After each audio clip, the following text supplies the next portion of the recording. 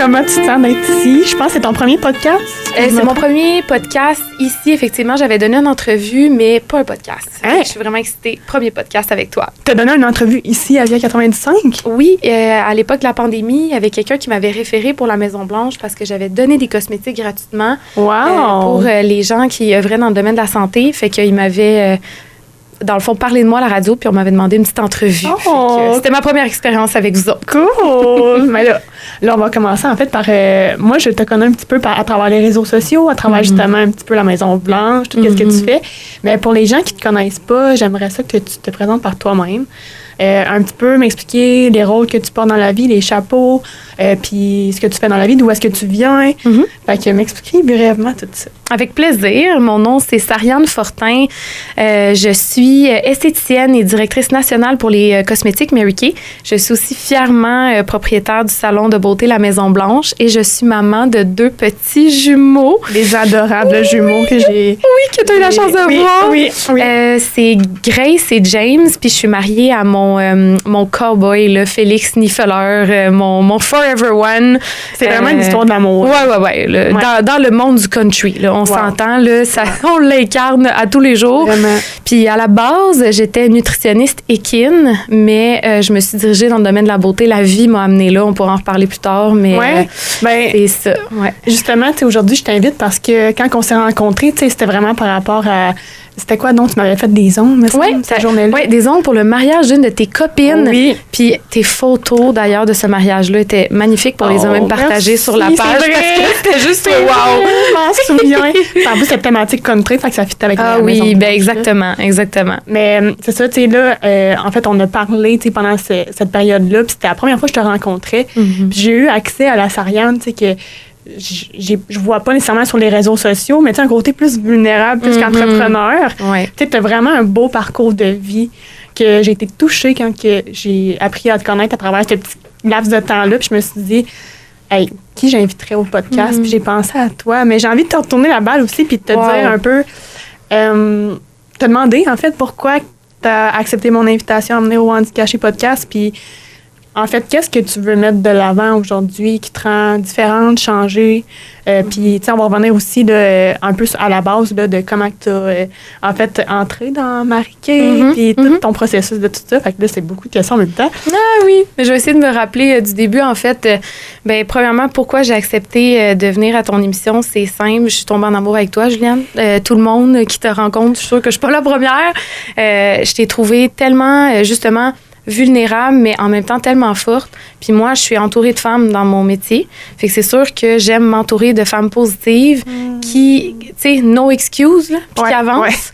Puis tu sais, justement, quand tu as publié récemment ta photo de graduation de ton programme, je me suis dit, oh, that's my girl. Fait que c'était sûr que j'allais accepter de venir à ton émission. Tout ce que tu vas faire, pour moi, me motive et me porte confiance. Fait que c'est pour ça que je suis là. Mais là, non, mais c'est vrai. Puis il faut le mettre de l'avant, des femmes comme toi qui font pas juste encourager les autres à se dépasser, mais qui se mettent de l'avant pour encourager d'autres gens à se mettre de l'avant. Puis moi, je trouve ça wow. Fait que c'est pour ça que je suis là. C'est vraiment drôle que tu me dises tout ça parce que moi, c'est exactement ce que j'ai pensé de toi. Tu sais, une femme forte, vulnérable, qui va de l'avant, qui fonce, puis... C'est wow. Merci. Il n'y a pas beaucoup de gens qui connaissent la partie vulnérable, par exemple. Je t'avertis. En fait, je me suis ouvert à toi sans vraiment réfléchir parce que j'ai eu confiance en toi. Puis, souvent, dans le domaine de la beauté, de l'esthétique, on est proche de notre technicienne d'ongles, de notre esthéticienne, de notre fille de style, de notre coiffeuse. On vient, à force des rendez-vous, à connaître un peu sa vie puis lui raconter un peu la nôtre. Puis toi, même au premier rendez-vous, on était déjà dans les confidences. Donc, effectivement, je t'ai parlé un petit peu de mon parcours. Puis en fait, pour l'expliquer brièvement, qu'est-ce qui m'a amené dans Mary Kay, parce que je pense que c'était ça aussi une partie de ta question. Ça. Dans le fond, je veux savoir vraiment spécifiquement, comment que tu as réussi à devenir directrice de marqué, ton parcours là-dedans. Je veux savoir précisément dans marqué, c'est quoi qui te satisfait de ce travail-là. Puis de la Maison-Blanche aussi, de l'esthétique, tout ça. Puis c'est quoi les défis, puis comment tu parviens à les surmonter, puis qu'est-ce qui te fait du bien là-dedans, t'sais? Clairement. En fait, c'est un peu une triste histoire, le pourquoi j'ai commencé marqué, c'est que j'étais dans une très mauvaise posture monétaire. À 27 ans, j'étais endettée énormément juste sur une carte de crédit qui était loadée over, au point où tu peux sûrement pas t'en douter. Et dans le fond, pourquoi je m'étais endettée autant, c'est que mes parents, c'était des entrepreneurs. Ils m'ont encouragée à réaliser mes rêves. J'ai fait de la compétition d'équitation toute ma jeunesse. J'ai une très, très belle jeunesse, par exemple. Puis ça m'a énormément aidée, je pense, à affronter ce qui m'attendait après en vieillissant. Puis, dans les compétitions d'équitation, j'étais toujours avec des personnes qui étaient filles ou fils de politiciens ou de médecins ou de dentistes ou d'avocats, bref, qui avaient un certain budget, que mes parents, même s'ils avaient quand même une bonne entreprise, ça s'appelait le Manoir des Pins, c'était une auberge avec 31 chalets au bord de l'eau. Fait que c'était une belle auberge, c'était une belle entreprise. Oh mon Dieu, je savais pas ça. Oui, mais mon père redonnait beaucoup à son entreprise, fait qu'on n'avait pas un niveau de vie nécessairement ultra au-dessus de la norme, comme les personnes que je côtoyais dans ce domaine-là. Et arrivé à un certain âge, j'ai voulu me débrouiller. Fait que j'ai dit à mes parents, je veux plus que vous payiez mes affaires, je vais me débrouiller. Puis j'essayais de suivre mes amis. Fait que compétitionner en Floride, compétitionner aux États-Unis, en Ontario, au Canada, j'ai même été un petit peu en Europe. Et j'ai loadé mes cartes de crédit parce que, à moins d'être calibre olympique, on s'entend. Non, mais à moins d'être calibre pro, exactement, on n'a pas tant de sponsors, on n'a pas tant d'argent qu'on gagne. Donc, je me suis endettée comme ça, pour ma passion. Puis je le regrettais pas, mais j'étais arrivée à une étape où j'étais comme, OK, là, il faut que je fasse quelque chose, mais je travaillais déjà à temps plein pour un travail que j'adorais. Puis je voulais pas nécessairement moins m'entraîner avec mon cheval. Donc, je me disais, comment je peux faire pour faire plus d'argent, mais pas avoir une job avec des heures, avec un patron qui vont être restrictifs, parce que j'ai déjà pas beaucoup de temps.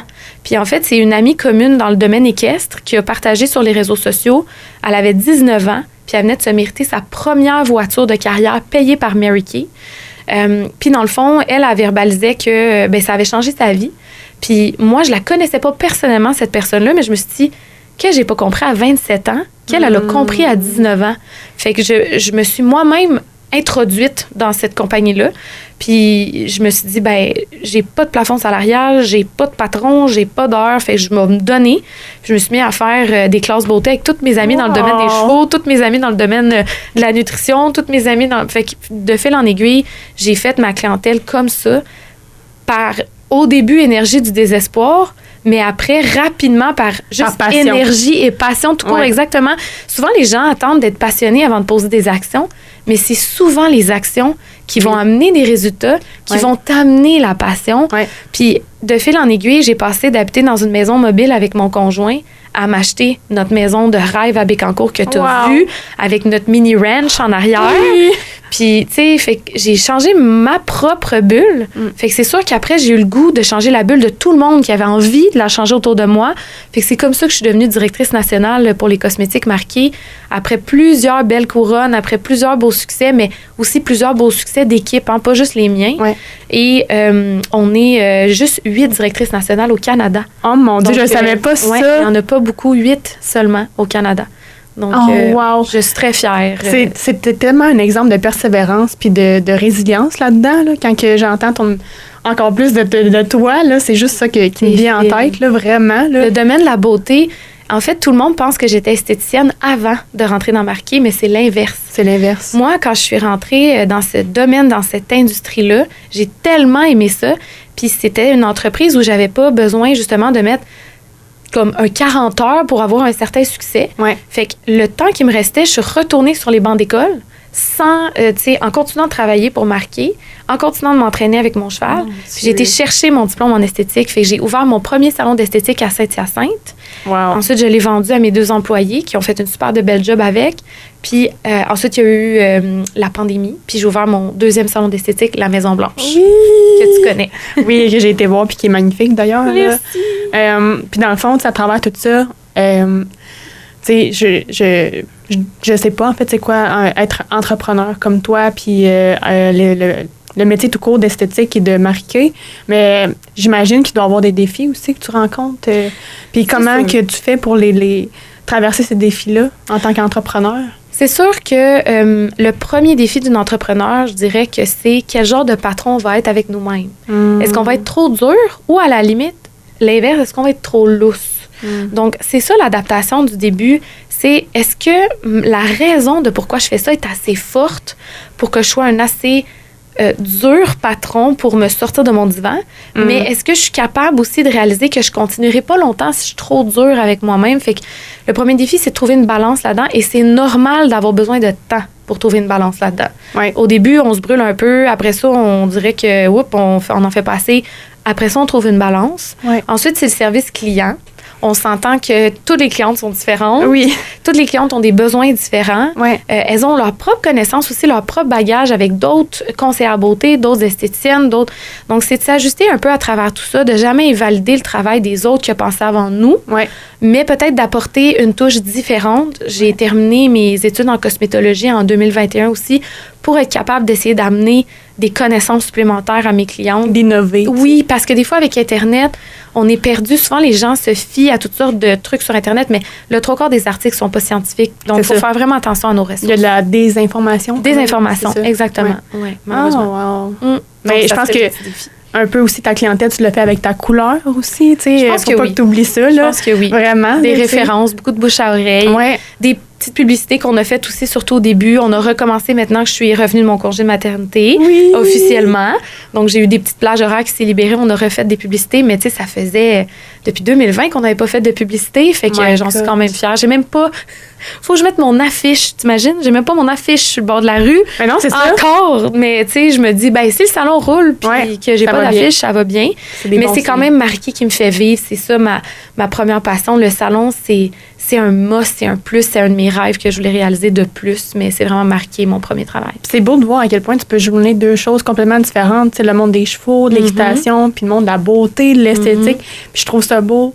Tu sais, que tu montres qu'on peut être une belle femme, on peut être fifi, on peut être, tu sais, se mettre belle, puis autant aimer les chevaux. Être dans la boîte, là. Oui, être dans la boîte, ben dans c'est ça. Tout ce que tu veux.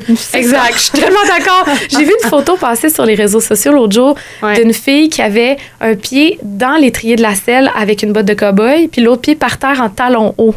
Puis j'ai trouvé que c'était tellement représentatif de mes deux personnalités. De toi. Ça aurait pu être toi. Ben oui, puis il y a beaucoup de personnes comme ça aussi. Je pense qu'il ne faut pas avoir peur ni d'œuvrer dans le domaine de la beauté ou de recevoir des services dans le domaine de la beauté, si on travaille dans un milieu d'hommes ou si on travaille dans un milieu atypique, avec des conditions spéciales, avec des bottes de rubber ou whatever, il n'y a tellement pas de problème. Il faut s'assumer dans sa féminité, peu importe, et son orientation, et aussi d'où on vient, dans le travail ou dans les loisirs ou dans le background. Moi, ma mère prenait pas beaucoup soin de sa peau. Fait que c'est pas parce qu'on m'a légué ça de mère en fille. Moi, je viens d'une famille de barbiers, là, tu sais. Fait que faut juste prend soin des cheveux pour hommes.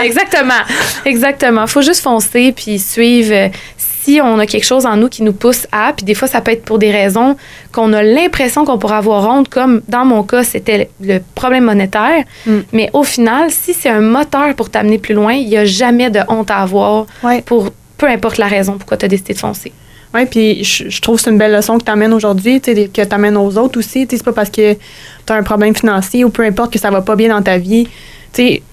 Ne serait-ce que n'importe quel changement va être un petit peu inconfortable au début, mais après ça, c'est là que tu vois les résultats en posant des actions, comme tu as dit tantôt, qu'il va y avoir des belles choses qui s'ouvrent à toi, puis c'est jamais perdu, tant que tu n'essayes pas, dans le fond. Là. Exact. Je pense que tu sais à quel point l'adaptation est importante dans la vie. Puis je pense que, dans le fond, ce qui nous arrive, ça, c'est la vie qui décide. On peut juste contrôler notre réaction à ce qui nous arrive. Fait que ça change tout, en fait. Puis on peut toujours se sortir de toute situation en passant par notre mindset. Puis c'est pas évident, des fois, au début. Puis ça se peut qu'on ait besoin d'aide pour ça. Puis ça aussi, c'est un tout autre sujet de podcast. Là, mais c'est ça. Vraiment, il ne faut pas avoir peur à demander de l'aide si on a besoin. Si on n'arrive pas à déclencher, si je peux dire, là, pour se dire, OK, là, je vais m'en sortir, ça se peut qu'on ait besoin d'un coup de pouce. C'est correct aussi. C'est ça, c'est correct. Puis merci de cette confiance-là de d'avoir amené ce sujet-là, tu sais, au podcast ici, puis de le partager à tous, là. Vraiment, merci. Ça fait plaisir. Dans le fond, tu sais, je sais pas si tu es à l'aise d'en parler maintenant. Je sais qu'il est arrivé quelque chose dans ta vie, tu sais, qui a un peu bouleversé, je dirais, la relation. Je sais que tu penses où est-ce que je m'en vais. Je pense qu'il est arrivé une situation quand même assez difficile pour toi avec ton papa. Puis, tu sais, embarque dans les sujets que tu as envie de parler aujourd'hui. C'est pas un sujet que tu parles nécessairement à tout le monde, un peu, comme que tu m'avais dit, mais fait que tu vas dire comme que tu es à l'aise de me parler. Puis je trouvais que c'était quand même vraiment, encore une fois, un beau partage de résilience puis que tu as eu avec moi. Fait que je t'invite un peu à expliquer, tu sais, qu'est-ce qui s'est passé exactement avec ton père. C'est clair. Tu sais, ça me fait rire parce que j'en parle pas à beaucoup de monde. Puis là, je suis comme, on se parle juste nous deux, mais on est avec le public. Oui, avec le public, merci oui, c'est public ça. de votre écoute et de votre compréhension. Mais en fait, oui, en 2008, pendant que j'étudiais à l'ITA de l'Apocatière en technique équine, donc à l'autre bout du monde, mon père, pendant qu'il était justement au manoir des Pins, dans son auberge que j'expliquais au début, il a fait un ACV. Puis, dans le fond, à cette époque-là, on recule pas si loin, c'est 2008, mais déjà à cette époque-là, il y avait beaucoup moins de sensibilisation à quoi faire quand quelqu'un fait un ACV. Fait que mon père a montré tous les signes d'ACV. Il déparlait, il y avait un côté de son visage qui s'affaissait, il fonçait dans les cadres de porte, il y avait de la misère à gesticuler correctement. Il a démontré tous les signes, mais personne n'a compris, personne n'a réalisé qu'est-ce qui se passait. Et les employés, puis c'est pas pour les dénigrer du tout, mais ils l'ont même laissé prendre son auto. Tu sais, ça donne une idée d'à quel point les gens n'étaient pas conscients. Donc, il a conduit en plein ACV pendant 20 minutes. Mais c'est incroyable, ça faisait 35 ans qu'il faisait ce trajet-là de la maison au manoir. Fait qu'il l'a fait, le médecin nous l'a expliqué, il l'a fait automatique. Fait qu'il s'est rendu chez moi, puis arrivé chez ma mère. Moi, j'étais revenue à la maison quelques heures avant. C'était le week-end, c'était le vendredi soir. Il a foncé dans la clôture. Là, c'est comme s'il arrivait à la maison, il avait tout lâché. Puis on comprenait. Il a tout donné pour arriver chez toi. Oui. Puis quand il est arrivé, quelque chose qui marche pas, on est allé le voir, il était dans son auto, puis il était plus là. Il était déjà parti. Il déparlait complètement. C'était plus mon père. Il était tout inquiet, les sourcils froncés. Tu voyais qu'il cherchait dans sa tête. Puis je me disais, mais voyons donc, tu sais, qu'est-ce qui se passe? Puis même nous, on n'a pas allumé. On le savait pas. Fait que là, on essayait de l'amener à l'hôpital. Ça a été difficile. Bref, des heures et des heures. On a fini par réussir à l'amener juste le lendemain parce que mon père détestait tout ce qui était hôpitaux, pharmacie, médicaments et tout et tout. Et finalement, ça avait été beaucoup trop long. Ça a pris un total de 16 heures avant qu'on l'amène. Puis il refusait l'ambulance, il refusait tout. Donc, il y avait 20% de son cerveau qui avait manqué d'oxygène, si je peux dire. Là. Puis, il est resté malheureusement intellectuellement affecté par ça. Donc, aujourd'hui, mon père vit dans un CHSLD depuis ce temps-là. Il ne peut plus vivre à la maison. Fait que moi, j'ai vraiment perdu mon père quand il a foncé dans la clôture. Là. Ça a été fini. My God. Fait que mais je me compte chanceuse d'un sens parce que vraiment, j'aurais pu... il est encore lui-même dans le fond. Tu sais, je vais le voir au CHSLD, encore son beau sourire. Il se rappelle mon nom. Il se rappelle le nom de Félix, mon conjoint, le nom de ma mère. On est capable d'avoir des petites conversations courtes. Mais c'est sûr que si on est plusieurs autour d'une table, il va pas parler parce que là, ça va trop vite. Ou des fois, ça y arrive, il va dire quelque chose puis ça se tient pas. Je me trompe-tu en disant que les séquelles de ça, c'est comme si tu restes pris dans ton corps. T'sais, lui, il est toujours là, mais c'est comme si... Un peu, il n'est pas capable de parler comme qu'il voudrait. Un peu, mais il n'y a pas pleine conscience qui est mêlée. C'est mieux comme ça. Parce que je plains... C'est pour ça que je dis on est chanceux dans notre malchance. Mon père, c'est comme revenu un petit enfant qui est heureux, puis qui est content quand il voit ma mère arriver. D'ailleurs, je veux vraiment remercier ma mère en ondes parce que ma mère va le voir depuis 2008 à chaque jour, tous les jours, du matin au soir. Wow. Ma mère me permet de vivre ma vie sans culpabilité que mon père soit seul. Puis j'ai un message à passer pour toutes les personnes qui ont des gens qui vivent en CHSLD, peu importe leur âge. Nous, on l'a vu. C'est quoi? Noël, où ils sont seuls. Le jour de l'an, où ils sont seuls. Leur fête, où ils sont seuls. Puis on pense, ils sont pas tous là, ils s'en rendent pas compte. Ils s'en rendent compte. Puis ils sentent. Fait que des fois, on va à Noël au CHSLD, puis le CHSLD est vide. Fait que je vous invite vraiment à aller voir vos familles parce que c'est tout ce qu'on a de vrai dans la vie, c'est la famille. Ouais. On la choisit pas. Ouais. Elle n'est pas toujours parfaite. Ouais. Mais nous, on serait pas là si nos parents, en tout cas, n'avaient pas été là. Donc, ça, j'invite vraiment tout le monde à avoir une conscience de l'importance de faire sa BA. Puis, au final, vous allez voir que vous allez avoir du plaisir parce que c'est pas nécessairement juste plate ou crève-cœur. Ou c'est quoi de passer par-dessus peut-être comment on se sent sur le moment versus de faire sentir cette personne-là vraiment spéciale parce que votre venue, c'est l'événement de la semaine. Du mois, ça vaut tout l'ordre. C'est ça, tu sais, pour une personne qui est en santé puis qui n'est pas en CHSLD, on a le travail, on a le chien, on a les enfants, on a l'épicerie, on a tellement de choses à entreprendre. Mais pour eux, j'ai les petites larmes qui ont monté quand tu parlais. Ils ont que nous. Mais c'est ça, ils ont vraiment que nous. Tu sais, c'est des petits bonheurs. C'est des petits bonheurs. Puis je pense, tu sais, aller en CHSLD voir un proche, tu sais, je me souviens, c'est déjà arrivé. Tu sais, moi, je voyais ça comme un moment que j'allais juste me déposer avec la personne. Puis, ça dépend tellement de comment tu veux le voir aussi. Tu te dis dans ta tête que, oh mon Dieu, c'est tellement plate. Mais il faut changer ses perceptions. Puis, se ramener que cette personne-là, c'est juste ça qu'elle attend comme moment dans sa journée. Puis, des fois, je comprends que les gens sont débordés. Puis, on est dans une société qui va vite. Ça roule. Puis, il faut être productif, tu sais. Mais c'est important de. Puis, vraiment, je voulais revenir sur ta mère. Bravo à ta mère. Je la connais pas, mais c'est une femme exceptionnelle. Puis il y en a d'autres, là, des femmes qui font ça pour leur mari que je connais aussi. Des proches aidants. Oui, des proches aidants très précieux. Tu sais, puis les souligner aujourd'hui, wow, c'est vraiment... On va avoir un épisode aussi là-dessus sur les proches aidants. Wow, ben je vais écouter ça avec plaisir parce qu'ils font toute la différence. Puis à partir dans le fond, de ce jour-là, j'avais 19 ans, moi, à l'époque. Puis ma vie a basculé parce que, tu sais, à 19 ans... surtout de nos jours, tu as vraiment encore besoin de ton père. Je pense qu'il y en a une qui comprend, c'est toi. Puis, tu sais, je me sentais vraiment sans repère. Puis moi, j'avais la fibre entrepreneuriale de mes parents. Puis c'était surtout mon père, l'entrepreneur. Ma mère, elle a été une excellente adjointe, si je peux dire, à tous ces projets. Elle m'a élevée aussi à la maison, fait qu'elle a été un petit peu plus reculée, mais... j'ai trouvé ça vraiment difficile de perdre mon modèle, en fait. Tu sais, j'entends encore aujourd'hui mes amis dire « je vais demander à mon père, je vais demander conseil à mon père. » Tu sais, ça fait toujours de quoi quand tu entends ça parce que tu te dis « ouais, moi, je suis vraiment tu peux plus demander conseil, c'est comme ça. Que tu l'aurais fait avant. Ouais, exact. Ouais. Puis, tu sais, des fois, c'est que ça brise souvent, pas juste notre personne, ça brise une famille. Ma mère a plus jamais été la même. Puis je lui en veux pas du tout, mais ma mère a été là pour mon père, mais elle a d'un certain sens, plus vraiment été là pour moi. C'était comme trop. C'était comme trop, puis, tu sais, elle s'est recentrée sur elle, puis sur mon père. Sur le coup, ça m'a vraiment fait de quoi? Parce que j'ai comme perdu mes deux parents d'une chute, puis moi, ma dynamique familiale venait d'éclater complètement. Mais maintenant, aujourd'hui, je le comprends, puis, tu sais, à 19 ans, bien, il a fallu que je vieillisse à 29 ans en 2 minutes.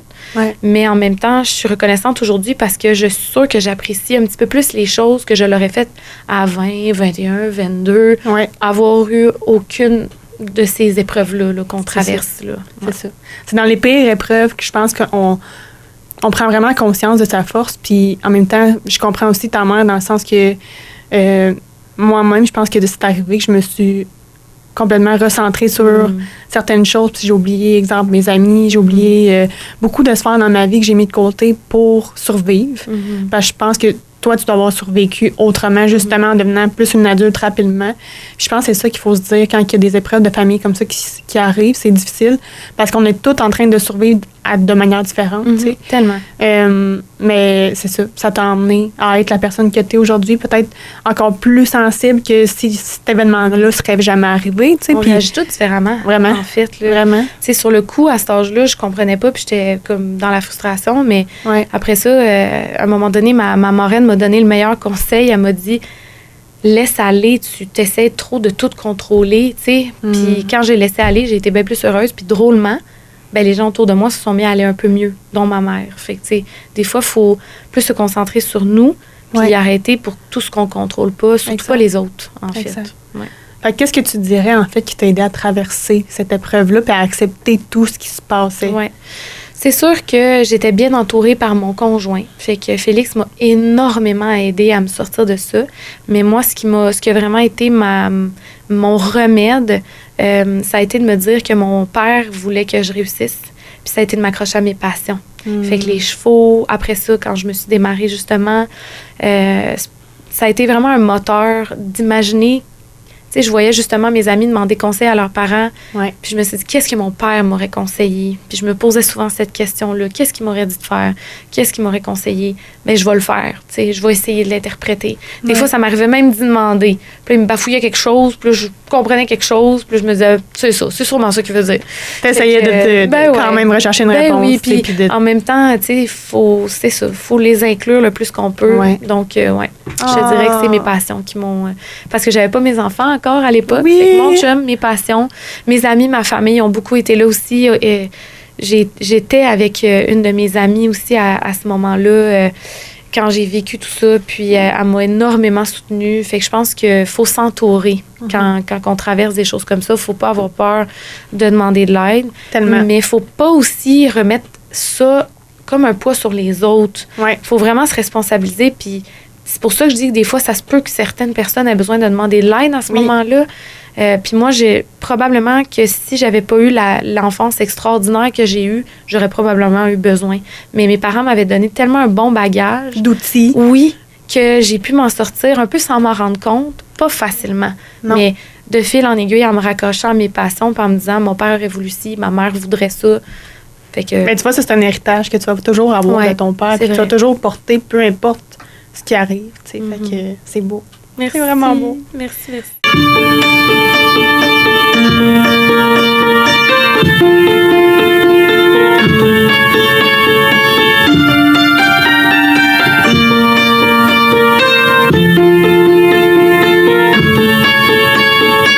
Petit moment de pause pour vous parler de la Fondation Santé Bécancour-Nicolet-Yamaska.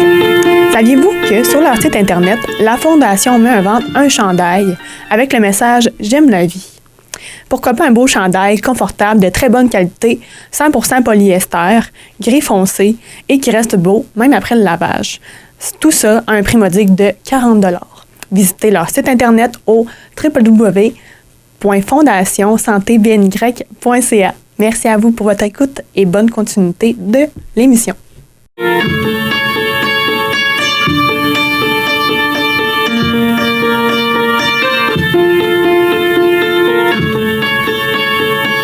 En parlant de tes enfants, je me suis questionnée, est-ce qu'il a rencontré tes enfants? Est-ce que...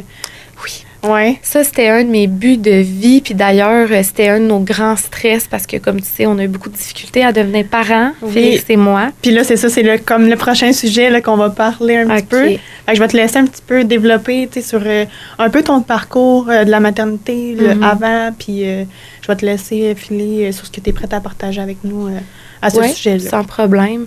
C'était un de mes objectifs, en fait, quand j'ai été prête à devenir maman. Puis ça a pris du temps. Parce que, dans le sens où, moi, avant 30 ans, là, je n'étais pas pressée. J'étais une carriériste. Puis, tu sais, là, je venais de me sortir de tous mes problèmes financiers.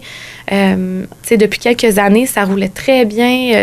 J'avais changé de vie, tu sais, fait que j'étais pas pressée d'aller tout de suite, pas m'hypothéquer, mais changer ma vie encore. Oh, ouais. Je venais de la stabiliser. Tu venais de te trouver une certaine équilibre. Je voguais depuis quelques années, tu sais, que ça allait vraiment bien. Ouais. Je dirais que vraiment, en 2018, ma vie a complètement pris un autre tournant. Puis ensuite, ben à 30 ans, je me suis sentie prête à avoir des enfants. Puis aussi, c'est que mon père, il faut savoir que mes parents ont 12 ans de différence. Oh mon Dieu! Puis que mon père m'a eu à 47 ans. Mais tu regarderais mes parents, puis tu dirais jamais ça parce qu'ils ont vraiment pas l'air de leur âge, les deux. Surtout mon père, c'est exceptionnel. Il a 82 ans. J'ai 35 ans.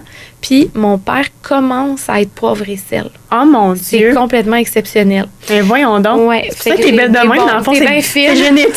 J'ai des bons gènes. Mais Colin, j'ai quelques cheveux blancs. Fait que merci, maman. Hey. Mais tout ça pour dire que c'est sûr que mon rêve, mon propre père, moi, j'ai pas connu mon grand-père, ma grand-mère. J'ai pas connu mes grands-parents, sauf ma grand-maman du côté de ma mère. Fait que mon père aurait énormément voulu que son père me connaisse. Malheureusement, il est décédé quand mon père avait seulement 16 ans, fait qu'il n'y avait absolument aucune chance que ça arrive. Et moi, ben, c'était sûr que c'était un de mes objectifs que mon père voit, ne serait-ce que toucher une fois ses petits-enfants. Fait qu'il est comme venu une espèce d'horloge biologique tic-tac, tic-tac, puis je me sentais un peu pressée, mais sans vouloir me presser. Mais c'était toujours comme un peu dans mon mindset. Puis ça fonctionnait pas. Mais j'ai jamais été la plus assidue à checker mes ovulations, puis ces affaires-là. Puis, tu sais, je suis tombée enceinte, vraiment pas. Moi, je me suis dit, la vie va faire sa magie. Tu sais, je pensais de même. Tu voulais pas te mettre de la pression. Exactement. Okay. Puis, drôlement, notre entourage nous en mettait sans le vouloir parce qu'on s'est mariés jeunes, Félix et moi. On s'est mariés à 25 ans. Fait qu'à partir du moment où tu te maries, dans la société où est-ce qu'on est aujourd'hui, tout le monde va te poser la question, à quand les enfants? À quand les enfants? À quand les bébés? À quand les enfants? Oui, puis t'en as un et quand le deuxième? Exactement. Puis, tu sais, je veux pas dénigrer les gens qui disent ça non plus. Correct, c'est très commun. Donc, disons que tout ça mis ensemble, ben, on se disait, OK, faut que ça arrive, mettons. Puis ça fonctionnait pas. Puis à un moment donné, arrivé à comme 33 ans, j'ai commencé à me dire, sérieusement, il y a un problème, tu sais. Ça, c'est à partir de combien d'années? On a commencé à 30 ans. 29-30 ans à comme se dire on arrête de se protéger, puis ensuite à comme 32-33, mon conjoint puis moi, on s'est dit c'est sûr qu'il y a quelque chose qui marche pas. Fait que là, j'ai commencé à checker un petit peu plus mes ovulations, mais ça fonctionnait pas plus. Et on voulait aller faire des tests en fertilité, mais chacun a ses mœurs. Moi, je voulais pas payer pour avoir des enfants. C'était pas que j'avais pas l'argent. C'est parce que pour moi, c'était inconcevable. Puis je dénigre aucunement les personnes qui vont payer au privé pour aller au plus vite. Moi, c'était mes mœurs à moi. J'étais comme, déjà que je trouve qu'on perd la magie d'aller en fertilité. Ouais. Je vais certainement pas payer pour avoir des enfants. Rendu là, je vais adopter. Ouais. Donc, j'ai attendu d'être sur le programme public. Fait que je me suis mise sur une liste, puis ils nous ont rappelé genre 18 mois plus tard. Oui, c'est ça. C'est long quand même. C'est long, exactement. Fait que j'étais rendue comme à 33 ans. Puis là, on a commencé à faire des tests. Finalement, ni Félix ni moi, on avait de problème. Hein? Oui, ça s'appelle une infertilité inexpliquée. Donc, c'est tout simplement une genre d'incompatibilité biologique. Entre vous deux, mettons. Entre nous deux, qui sommes, que tout le monde dit qu'on est le couple fusionnel, là, ben imagine-toi donc qu'on ne fusionnait pas pour un enfant. Oui, fait que ça a été très dur d'apprendre ça, puis il n'y a pas d'explication vraiment à ça. Puis y avait-tu, mettons, des techniques, des manières en fertilité que ça fonctionne? Ben oui, ils nous ont donné des avenues, comme par exemple la prise d'hormones, comme par exemple les inséminations, puis ensuite, si tout ça ne fonctionne pas, tu t'en vas en in vitro. Mais tu sais, tout ça, pour moi, enlevait beaucoup la magie. Mais tu sais, à un moment donné, Félix voulait vraiment être papa. Moi, c'était mon rêve de pouvoir lui donner ça. Mon père aussi, qui connaît ses petits-enfants. Fait que, encore là, c'est pas ce que je voulais, c'est pas ce qu'on veut, mais on fonce tête baissée là-dedans. C'est sûr qu'à travers toutes ces années-là, on n'en a pas parlé de ça, ni à nos familles, ni à nos amis. Puis j'aurais peut-être un deuxième petit message qui me vient là, aux personnes.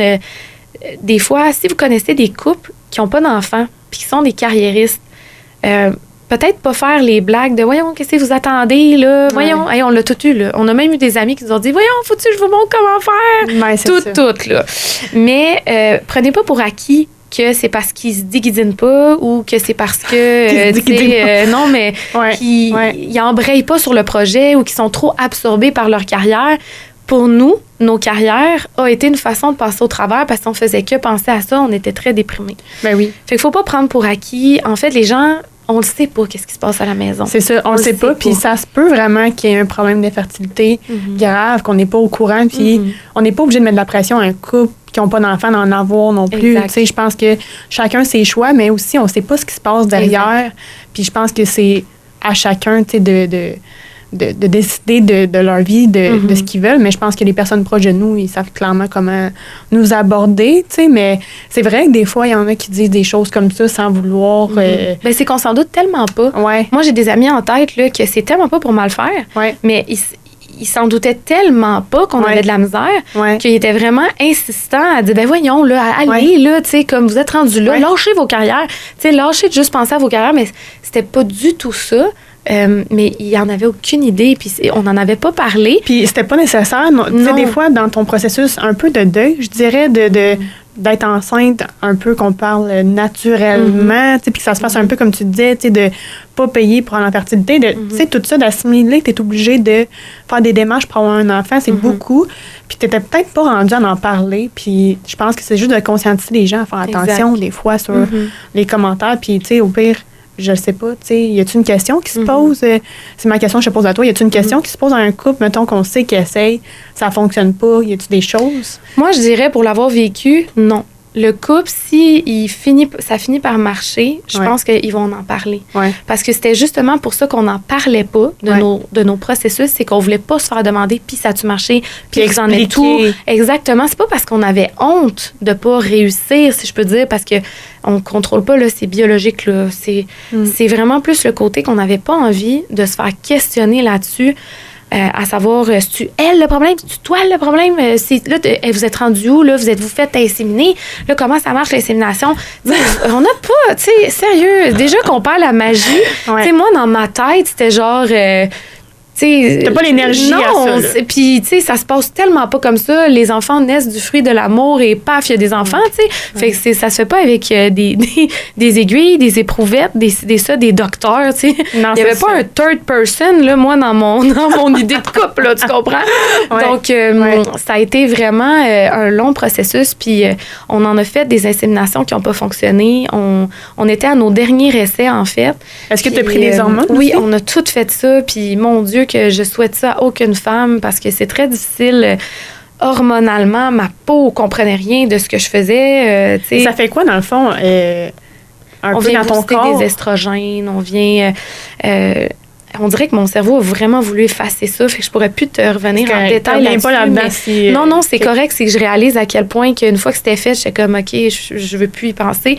Mais en fait, c'est ça, c'est des hormones. Ils vont vouloir mettre en contact le plus d'ovules possible avec des spermatozoïdes. Donc, on s'injecte, en tant que femme, nous-mêmes, des hormones. Puis c'est très, très fort. Donc, il peut avoir... J'ai pas vécu ça, là, mais il y a des femmes qui vont avoir plus de pilosité. Durant cette période-là, il y a des femmes qui vont avoir des sautes d'humeur. Il y a des femmes qui...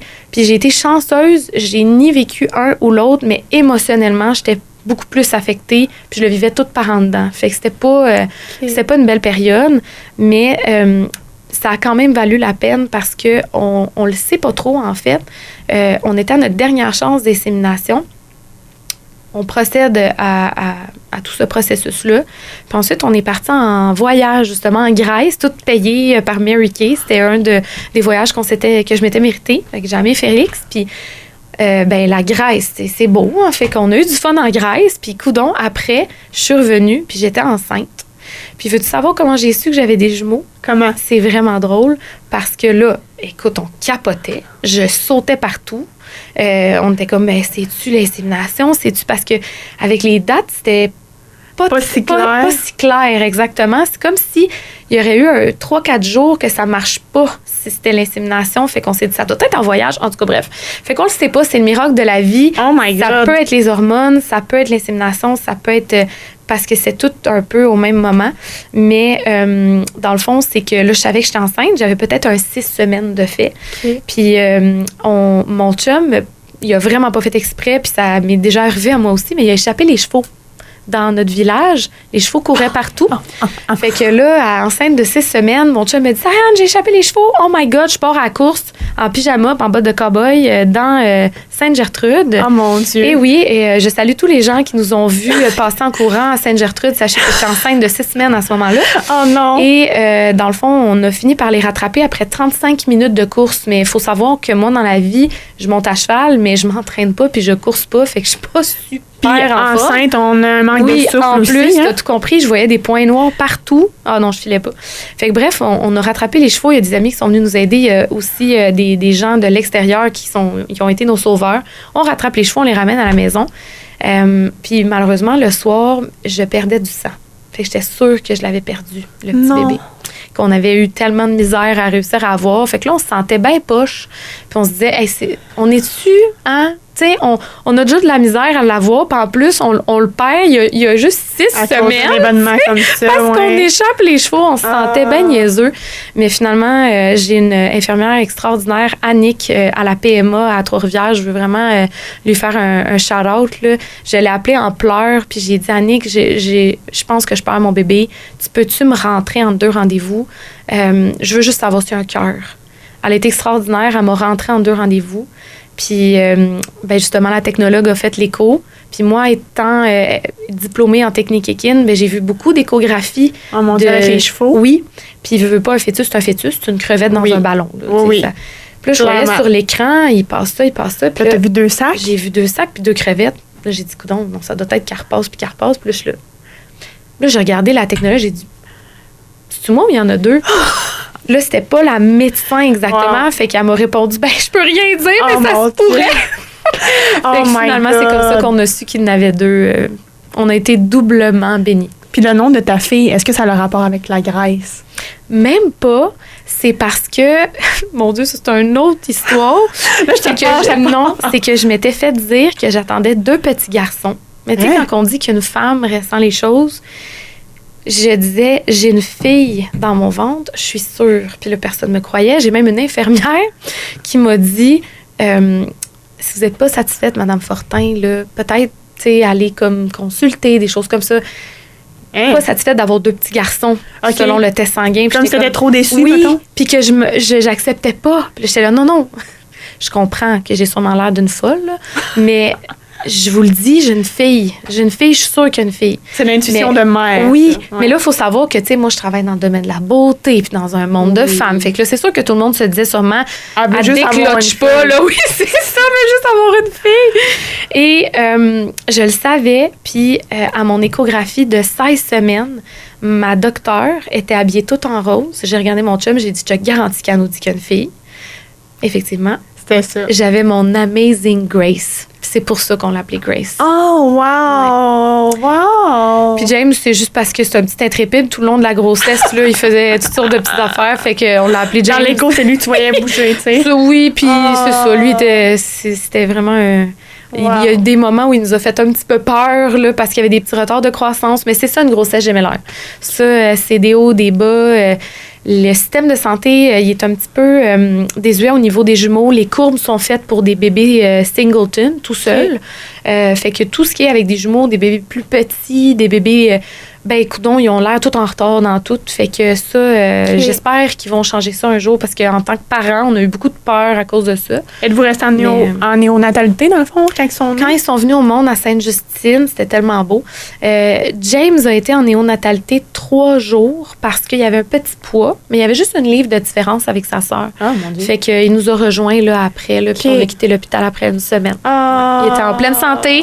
Vraiment, on n'avait rien à dire. 2 petits bâtards. Oh, wow! Dernière petite question oui. Le moment d'impact, justement pour un peu faire la boucle sur tout ton beau parcours inspirant. Puis encore une fois, merci de t'être livré à nous concernant l'infertilité, tout ton processus. Puis je pense que c'est important pour d'autres femmes d'en entendre plus parler. Ils sont pas toutes seules. C'est normal la frustration. Puis d'entendre parler aussi, qu'est-ce que ça fait un hormone dans ton corps. Puis c'est pas un processus qui est facile. Je pense que de normaliser ça aujourd'hui, c'est ce que je souhaitais en fait faire grâce à toi. Fait que merci. Ça fait plaisir. Merci à toi. C'est un cadeau de partager ça. Mais vraiment. Puis dans le fond, j'ai envie de te demander, avant le moment d'impact, qu'est-ce que tu aimerais dire à la Sariane t'avais quel âge quand t'étais tombée un petit peu dans une passe plus difficile? Tu veux dire, à 19 ans, quand il est arrivé, c'est arrivé à mon père, ce que j'aurais dit à cette Sariane-là, oh là là. Puis quand t'étais aussi en difficulté, quand t'étais en difficulté financière. Que tu voyais plus le bout de la lumière, qu'est-ce que tu as envie de lui dire aujourd'hui si tu avais un petit moment avec elle? Je pense que j'aurais envie d'y prendre les mains, première chose, puis juste d'y dire à ma jeune moi, je peux pas te promettre que tu traverseras pas d'épreuves. Je peux pas te promettre que la vie va toujours être facile puis que ça va toujours aller selon ce que toi tu veux. Mais je peux te promettre une chose, c'est que si tu persévères, ça va toujours valoir la peine. Là, en ce moment, tu as peut-être besoin d'aide, mais un jour, c'est toi qui vas aider des femmes, puis tu vas te sentir vraiment puissante à faire ça. Fait que lâche pas. Ouais, j'aurais envie de me dire ça. C'est beau! Je pense. C'est vraiment beau. Merci. Merci. c'est quelque chose qu'on aimerait tellement pouvoir se faire, s'écrire une lettre à notre ancien nous, puis pouvoir nous le poster, puis le recevoir dans le passé. C'est vrai qu'on devrait le faire, ça. Ben ouais, s'écrire une lettre à nous-mêmes ou écrire à notre futur nous, puis le relire quand on vieillit. Mais c'est un privilège pour moi de prendre soin des femmes. On a aussi la plateforme Matin-Soir qu'on a lancée. C'est un nouveau mouvement beauté de regroupement d'esthéticiennes, de regroupement de conseillères beauté, Mary Kay, mais aussi des techniciennes en pose d'ongles, des coiffeuses et vraiment tout ce qui est attrait au domaine de la beauté. Puis dans ce mouvement beauté-là, on encourage en fait la femme qui est habituée à prendre soin d'elle à continuer cette bonne habitude-là et même à l'améliorer. Puis à l'inverse, à la maman occupée qui n'est pas du tout habituée de se déposer à le faire. De le faire, prendre exactement. un moment. C'est vraiment notre grande mission. Puis on veut se référer entre nous, entre salons d'esthétique, entre professionnels, entre conseillères beauté, entre directrices marquées aussi, parce que souvent on se compétitionne. Ouais. Mais la femme est tellement plus puissante lorsqu'elle se réfère et qu'on s'unit que lorsqu'on essaie de se compétitionner. Tellement. Puis quand tu comprends ça, ben mon Dieu, t'as plus de limite. T'as plus de limite. Donc, c'est vraiment quelque chose que on a mis de l'avant avec cette plateforme qu'on a lancée là en janvier. Puis on est tellement heureux. On a plus d'100 de vues de notre site web par jour depuis. Wow. Donc, on par est jour. par jour. Wow. Les clics. C'est sûr que ça va être les clics. Mais selon nos dossiers. Donc, on est vraiment extrêmement choyés de pouvoir donner à ce mouvement-là la visibilité qu'il mérite parce que, pour moi, prendre soin des femmes, c'est devenu une passion. Puis, tu sais, je pense que aussi, c'est pour ça que j'adore venir à des podcasts ou des émissions ou des partages comme ça parce que j'aime écouter aussi les autres femmes ou hommes qui sont passionnés puis qui ont envie d'aider peut-être des autres avec des situations comme atypiques peut-être pour s'en sortir. Là. Mais j'espère que tu es fière de toi, de tout ton parcours puis de tout ce que tu accomplis puis tu continues d'accomplir puis que tu encourages les autres à faire aussi là-dedans. Je suis fière. Je suis fière des gens avec qui je travaille beaucoup aussi parce que ça se fait vraiment pas tout seul. C'est impossible à faire seul, en fait. Là, je trouve ça beau que tu dises « on » aussi. Depuis tantôt, je t'entends parler. Là, c'est un teamwork. Mais c'est « on ». C'est un teamwork. Ouais. L'idée est née dans mon cerveau qui spinne toujours un peu trop, mais heureusement, j'ai une équipe au complet qui m'a permis de matérialiser ça. Je pense entre autres à mon adjointe Véronique Godin qui est exceptionnelle, qui est aussi esthéticienne à la Maison-Blanche. Elle m'a aidé à concrétiser énormément de projets. Elle m'écoute à 11h le soir quand que j'ai une nouvelle idée, puis qu'elle se dit « Oh non, ça serait une nouvelle idée. » OK. Qu'est-ce que je vais faire comme travail? Exactement. Donc, puis toutes nos conseillères beauté, toutes nos belles directrices, puis nos clientes qui nous suivent aussi, c'est tellement important parce qu'avec tout ce qui se passe dans l'instabilité de l'économie, ça nous prend vraiment tous nos gens, en fait, qui encouragent les entrepreneurs d'ici, des familles d'ici. C'est super important, là. Oui, bien merci pour tout ça. Ben ça fait plaisir. Écoute, on est rendu à un petit moment d'impact. Ben oui, tu parles d'impact depuis tantôt, je suis là, je vais-tu avoir un voler? Qu'est-ce que c'est ça? Pas ce genre d'impact-là. Dans le fond, c'est un outil que je partage à tout le monde dans chacune des épisodes. OK. Fait que ça touche à des morales, à la différence, à la sensibilisation sur un sujet. Fait qu'on peut l'utiliser, en fait, avec n'importe quelle clientèle de tout âge. Fait que je te le partage une. Puis c'est inspiré de la psychoéducatrice ou la psychologue, je ne m'en souviens plus exactement. Elle s'appelle Dani Beaulieu, puis c'est sur Académie Impact. OK. Fait que je l'aime vraiment beaucoup. Fait que là, on est rendu au moment. OK. Je te demande de me dire, pour les auditeurs aussi qui nous entendent juste dans le fond audio, qu'est-ce que tu vois sur l'image présentement? Je vois une marguerite qui sort d'une crevasse. Oui. Est-ce que tu as une idée de ce que c'est ici, dans le fond? Tu veux dire ce côté-là de la photo? Oui. Entre la crevasse, c'est quoi? Un petit peu d'eau? Non. OK. En fait, c'est une marguerite qui pousse dans de la roche. Oh mon Dieu. OK. Ouais. Qui l'aurait cru? En fait, la morale de cette photo-là, ce que je veux emmener à dire, c'est que ça démontre que l'on peut accomplir de grandes choses, peu importe ce qui se trouve sur notre chemin. C'est pas d'où on vient, nos diagnostics, nos épreuves de vie qui ont de l'importance, mais plutôt comment on décide de continuer de fleurir malgré les conditions difficiles. Un parcours dans la différence, ça signifie de la résilience et de la croissance. Donc, je trouve que ça me fait beaucoup penser à toi, puis c'est pour ça que j'ai pensé à la marguerite. Quand j'ai vu cette technique-là, je voulais la partager dans notre podcast. C'est la fleur préférée de ma grand-mère. Mais non! Donc, ouais, j'apprécie vraiment, Juliane. Merci beaucoup. C'est magnifique. Et voilà. Alors, pour compléter notre petit épisode ensemble, j'ai une petite question que je nomme que je demande, en fait, à toutes les invités qui viennent ici, pour conclure, si tu aurais à associer un seul mot au terme différence, lequel ce serait et pourquoi? Un seul mot. Je dirais, je vais être tannante, ça va peut-être être 2-3 mots, là, mais je dirais... Il va falloir que tu les écrives. OK. Différence, mais pour qui? Parce qu'en fait, on va souvent donner des... pointer du doigt en disant, tu sais, c'est atypique, c'est pas la norme, c'est une différence. Mais moi, j'ai appris une chose à travers travailler avec le public.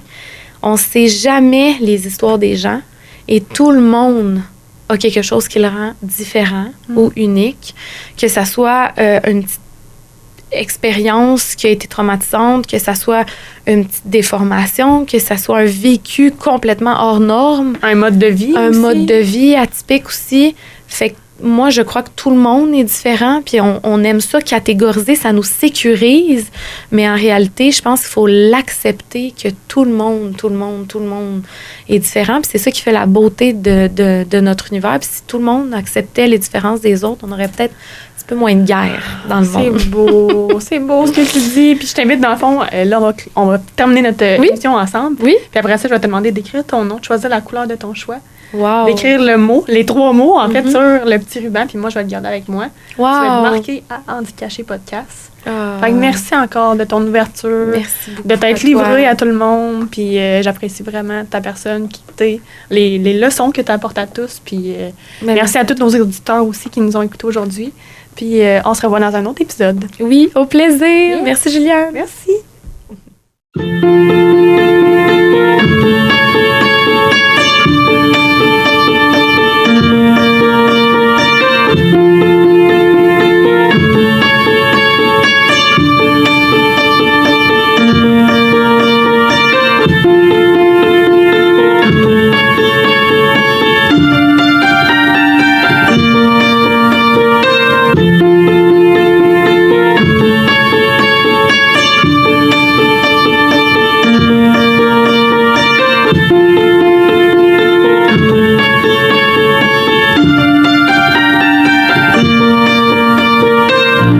Et si j'apprenais à t'aimer, vaut mieux faire de toi mon allié.